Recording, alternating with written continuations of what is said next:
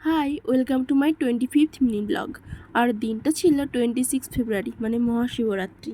তো ফার্স্টে সেজে গুজে ওনাকে ভিডিও কল করে দেখিয়ে দিলাম কেমন লাগছে দেখতে। তো আমরা টোটোয় করে রাজহাটি যাচ্ছিলাম মাসিদের বাড়ি, আর আমরা বেরিয়েছিলাম দুপুর 1:30 নাগাদ। আর 10টার সময় চতুর্দশী পড়ে গেছিলো। মাসি আমাদের জন্য ওয়েট করছিল। আমরা যাওয়ার পর ডালা সাজানো হলো, তারপর আমরা সবাই মিলে একসাথে জল ঢালতে বেরিয়েছিলাম।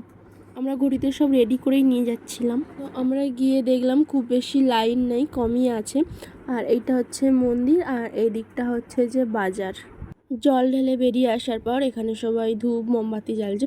জল ঢালার ভিডিওটা করা হয়নি, কারণ সবাই মিলে একসাথে বসে জল ঢালছিলাম, তো সেই জন্য।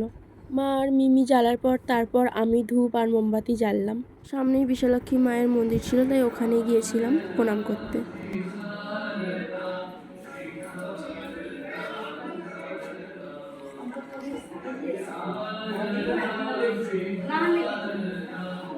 ওখান থেকে বেরিয়ে চললাম বাড়ির দিকে, আপাতত মাসি বাড়িতেই।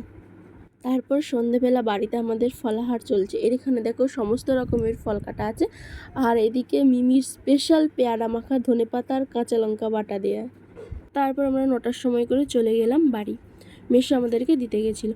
তো আজকে এখান পর্যন্তই। ব্লগটা কেমন লাগলো জানিও, আর বেশি বেশি করে লাইক করে দিও। টাটা।